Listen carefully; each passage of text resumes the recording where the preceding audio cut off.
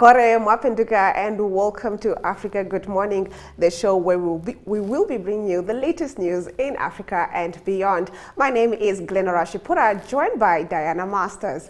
Good morning. How are you? I'm great. How are you? That's such an enthusiastic good morning. Oh, sorry. I mean, I missed the show. I missed spending the morning with you, so I'm quite excited to be here. I'm excited to be with you too. It's been a minute. A long minute. A long minute. But let's get into what you can expect in today's broadcast. Uganda partially closes school after sodomy reports. Prison break, dozens of inmates escape from jails around the country. Kenya proposes law changes to restrict protests. Also going to be crossing on over to Zambia to speak to Mr. Mike Sichula, and he will update us on all the latest stories that side. Stick around, top stories coming right up.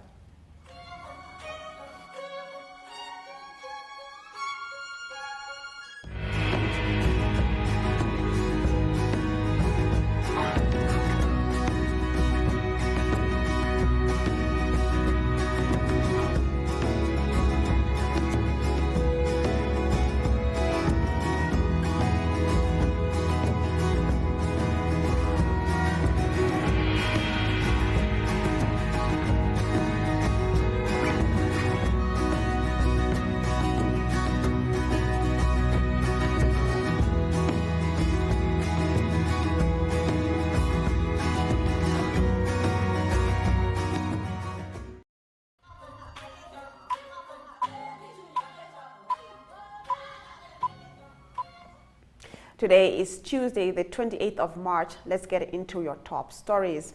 Uganda partially closes school after sodomy reports. Ugandan authorities have closed the boarding section of a primary school in the central Mubende region after 7 schoolboys reported to have been sodomized by the school's caretaker. Local media reported that the caretaker pleaded guilty to the charges in court last week and is awaiting for sentencing. State Minister for Primary Education, Joyce Muriku Kadusu, on Sunday said congestion in the school had provided fertile ground for the abuse of learners.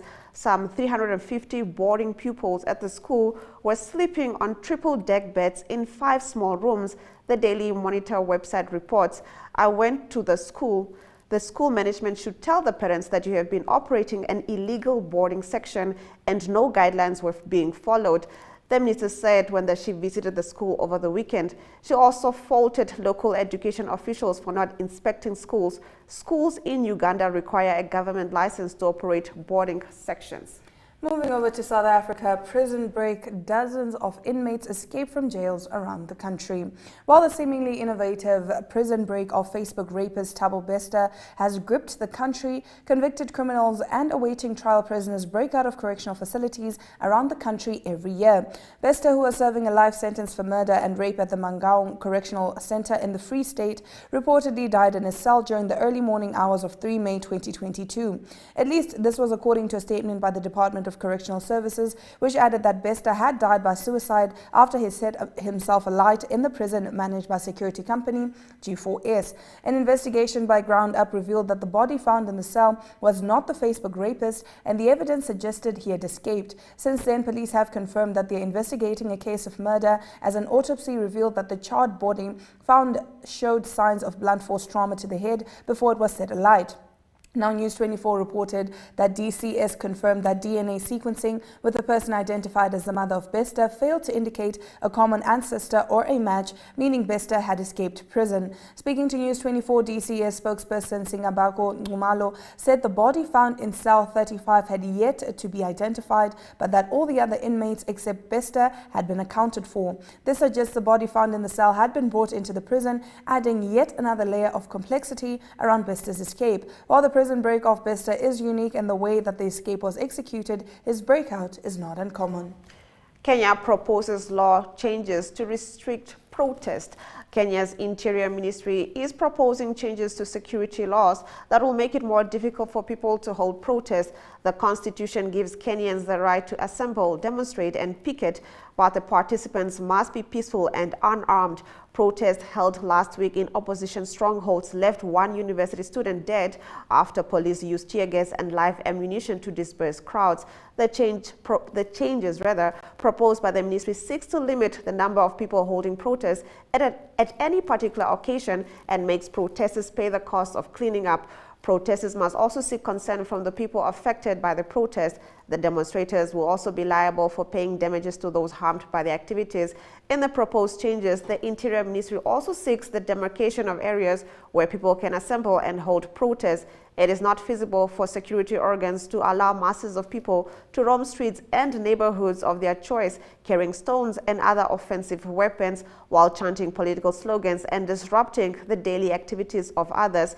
The ministry said in a statement, the proposed changes have been criticized by some as an affront to the foundations of an open and democratic society and as a law that contravenes the constitution.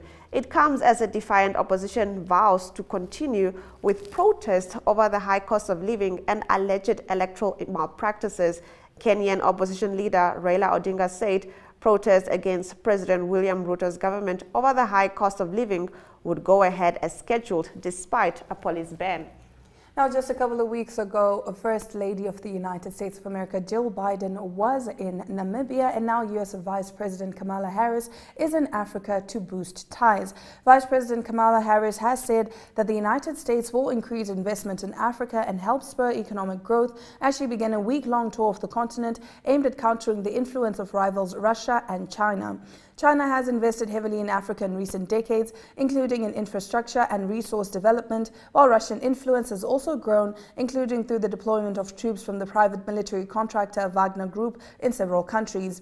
On this trip, I intend to do work that is focused on increasing investments here on the continent and facilitating economic growth and opportunity, Harris said on Sunday shortly after touching down in Ghana, the first destination in a trip that will include visits to Tanzania and Zambia. We're looking forward to this trip as a further statement of the long and enduring, very important relationship and friendship between the people of the United States and those who live on this continent, Harris said. The administration of President Joe Biden has sought to strengthen ties with Africa in part to offer an alternative to rival powers amid global competition over the continent's future. African nations are aware that there are ulterior motives for this push for a closer alliance, observers say. Now, in December, ahead of the U.S.-Africa Leaders Summit, Washington committed $55 billion to the continent over the next 3 years. U.S. Secretary of State Antony Blinken announced $150 million in new humanitarian aid for Africa's Sahel region during a visit to Niger this month, which came less than a year after he visited South Africa, the Democratic Republic of the Congo, Morocco, Algeria, and Rwanda. Prisoners in Somalia not forgotten in Ramadan celebrations. As Muslims around the world mark the holy month of Ramadan, prisoners in Somalia will also be able to join in the celebrations. Close to 4,000 detainees in 12 establishments across the country receive food for the traditional iftar meal distributed by the International Committee of the Red Cross. We are distributing the foodstuffs to detainees so they feel part of the joy of Ramadan like people outside do during the fast, said Mohammed Liban, ICRC protection officer. Among the items distributed were goats, dates, lentils, milk, sugar, a mix of spices, cooking oil, tomato paste, and tea leaves. This year's holy month of Ramadan comes at a time when Somalia is in the midst of one of its worst droughts, with a 6th consecutive failed rainy season looming, food and fuel prices soaring, making 3 meals a day an unattainable luxury for millions of Somalis. And now bringing us to the end of our top stories, government promises reintegration of former Renamo guerrillas. The Mozambican government on Tuesday, approved a decree intended to guarantee the socio-economic reintegration of demobilized soldiers who were once members of the militia of the main opposition party, Renamo. The demobilization, disarmament and reintegration of the former guerrillas has been underway for 3 years, and 15 of the 16 acknowledged Renamo military bases have been dismantled. Over 4,000 members of what is politely known as the Renamo residual force have been demobilized out of an estimated total of 5,200. Speaking to reporters after the weekly meeting of the Council of Ministers, the government spokesperson, Deputy Justice Minister Filimao Swaze, said the decree seeks to guarantee the social security of the demobilized fighters. The benefits that will be paid to them include a social reinsertion bonus, as well as retirement, invalidity and survival pensions, and a funeral allowance. It is not yet known how much these benefits will cost or how they'll be financed. Renamo leader Osufo Momade has repeatedly claimed that the payment of pensions to demobilized soldiers is envisaged in the peace agreement he signed with President Filipe Nyusi in August 2019. It is impossible to verify that claim since the agreement has never been published.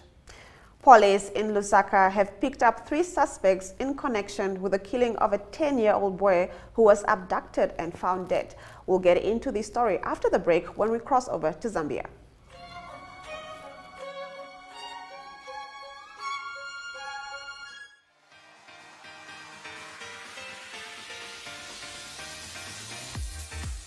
Flex is your health and fitness show that focuses on the health of the mind, body and spirit. If you would like to feature your brand or campaign on this platform, contact zone@synergy.com.na.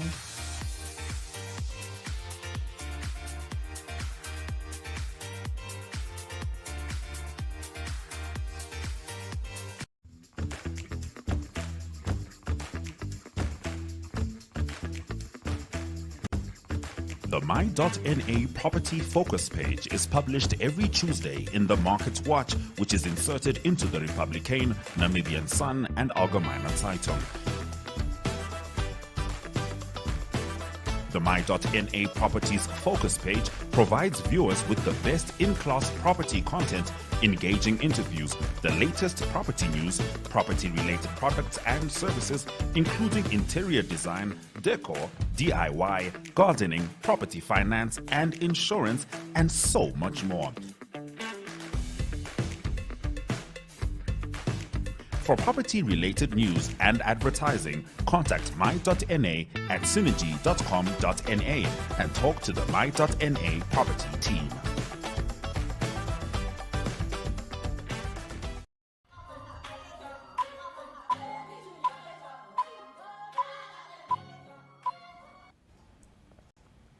Now we cross on over to Zambia to speak to Mr. Mike Sichula, who's going to give us the latest news on the ground that side. Good morning, Mr. Sichula. Africa, good morning. I'm very well, thank you. How are you doing? We are doing okay, but let's get into your first story. Police in Lusaka have picked up 3 suspects in connection with the killing of a 10-year-old boy who was abducted and found dead. Could you please get into the story? Yes, this is one of the sad stories that has happened in Lusaka in the recent week. So according to police, one of the suspects who was picked up in connection with the death of Chikondi Banda, 10 years old, he did confess during interrogation that he was the one who had abducted the boy on 17th March 2023 until the time he murdered him and later dumped him in a drainage near a maize field in his area. So the suspect revealed that the boy was murdered on 17th March 2023 between 20 hours and 21 hours. He led the police to where he committed the crime and also revealed that the motive was to get money from his parents. And according to investigation, the suspect, he lives in the same neighborhood with the deceased family members in Garden compound. As we are speaking, he is currently in police custody, awaiting to be formally charged. However, yesterday, residents of the same compound stormed the house where this suspect was living, and they beat up everyone they found there, and they almost brought down the house. Police had to move in quickly to control the mob that had gathered at the suspect's house. So all in total, 3 suspects have been arrested, then others are on the run, and they are yet to find those that are on the run. This is truly a harrowing story. We do hope that justice is served at the highest order. Now, in your next story, an independent lawmaker who claimed that 2 cabinet ministers had received bribes amounting to $500,000 has refused to meet corruption investigators. What's going on there? Yes, Honorable Munir Zuru, he is an independent member of parliament for Lumezi constituency in the eastern region of Zambia. Last week, he held a press briefing in the premises of the National Assembly of Zambia, where he claimed that the Minister of Finance and his counterpart, the Minister of Infrastructure, did receive bribes amounting to 250 each as inducements for them to award a contract of a dual carriageway to some companies. So he claimed that the two ministers in the pictures received $250 each. So the two ministers have refused any wrongdoing, and they have called for him, Mr. Munezuru, to provide evidence, but Mr. Munezuru has did to provide evidence. So yesterday, the anti-corruption of Zambia issued a letter asking him to meet so that he could avail information, but he responded to the anti-corruption of Zambia saying that he has lost confidence in the institution, hence he cannot meet them. He cited the reason as why President Hakainde Hichilema has labeled him as mischievous instead of Mr. Hakainde Hichilema asking investigators to investigate before calling him to be mischievous, and also asking one of the ministers involved to sue him. So these are some of the reasons that he has refused. And information has also emerged that police are after this lawmaker to arrest him and find out why he did what he did. All right, now, Mr. Sichula, as briefly as you can, the government of Zambia has provided financial support to at least 70 families affected by the floods in Lusaka. Yes, the 70 families have been provided 6,000 kwacha, which is equivalent to 285 United States dollars, for them to pay for rent, alternative accommodation for at least 3 months. The recipients of the money are from a total of 94 families identified in the ward by the Disaster Management and Mitigation Unit. So this is the latest update on the floods that affected Lusaka. Now, closing off your stories, the Turkish Airlines, I understand that they are now operational in Zambia. Can you briefly get into the story, please? Yes, the Turkish airline has resumed operation following a break due to COVID. Turkish Airlines country manager for Zambia and Tanzania, Abreast said that he is happy that the airline is flying back into Zambia, and the National Corporations acting manager, Maggie Banda Kaunda, said the Turkish airline is the 13th airline that the corporation will be servicing. So this is good for Zambian tourism, and also the Ministry of Tourism is happy that Turkish Airline has resumed operation into Zambia. Understandably so. All right, thank you so much, Mr. Sichula, for bringing us the latest news on the ground in Zambia. We'll now take a look at the weather predictions before we return with our economic news.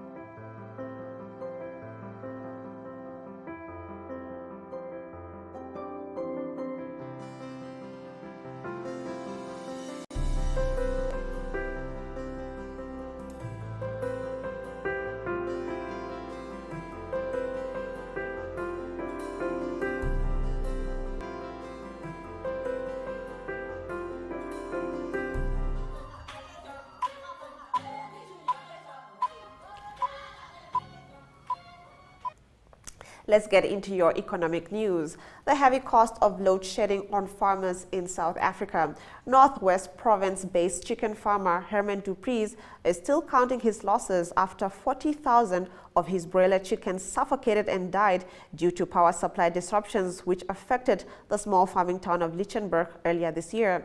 In recent years, South Africa's power generation has become so inadequate that the continent's most developed economy must cope with rolling power blackouts for up to 8 to 10 hours per day. This has had an adverse impact on business from small to large operations. A majority of Dupree's chickens operation relies on a consistent power supply to regulate the environment in which his chickens are bred. Without the security of knowing he will have guaranteed electricity, he has to rely on 3 generators as backup. Now, Morocco restricts tomato exports over high domestic prices. Morocco has restricted tomato exports since late February, with a total ban in place from last week until Thursday to lower domestic prices, the head of the country's main fruit and vegetable exporters group said on Friday. Lausina Adedour, head of the Federation of Moroccan Exporters of Fruits and Vegetables, told Reuters the Agriculture Ministry has agreed on a daily quota of tomato exports last month before stopping all exports from March 18 to 22 with a lower quota of 700 tons a day from Thursday. On Friday, exporters were given a quota of 1,000 tons, but that was less than the usual 1,500 tons that they used to have, he said. Higher priced produce such as cherry tomatoes, which represent more than half of the North African country's tomato exports, are not included in the restrictions, Adedour said. Let's take a look at the economic indicators before we get into your sports news.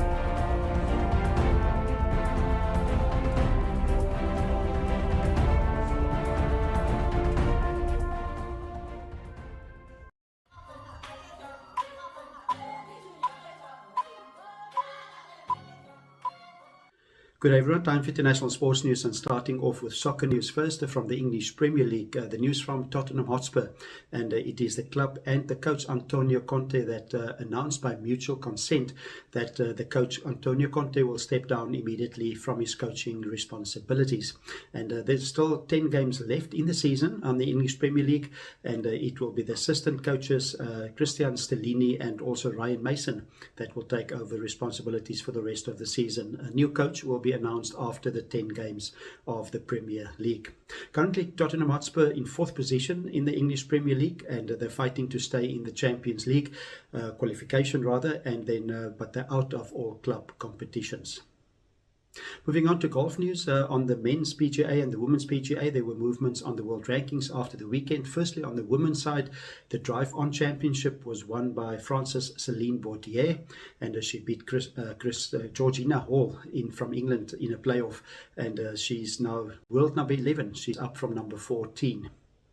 Also, it was Ashley Buhai that's moving up on the world rankings. She's currently 15th in the world rankings, and the world number 1 is still Lydia Ko of New Zealand. On the men's side, on the PGA, it was the Match Play Championship played in Austin, Texas, and it was Sam Burns that came out as the winner. He beat Cameron Young, they both from the USA, in the final to win the tournament. And it is now Sam Burns that moved up quite a bit in the world rankings as well. He's now the world number 10. He was number 15 before the start of the tournament. The number 1 player in the world is still Scotty Scheffler.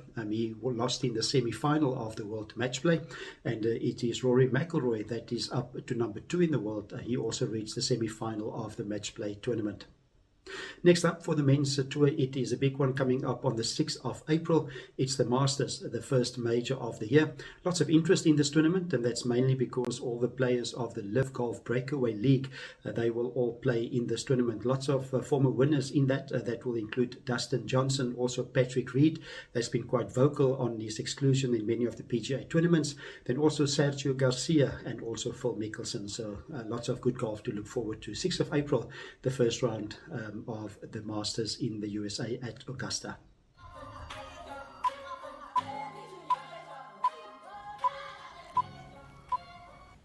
And that brings us to the end of our show. But before we say goodbye, let's take a look at the highlights from today's broadcast. IBA President announces double prize money for women boxers.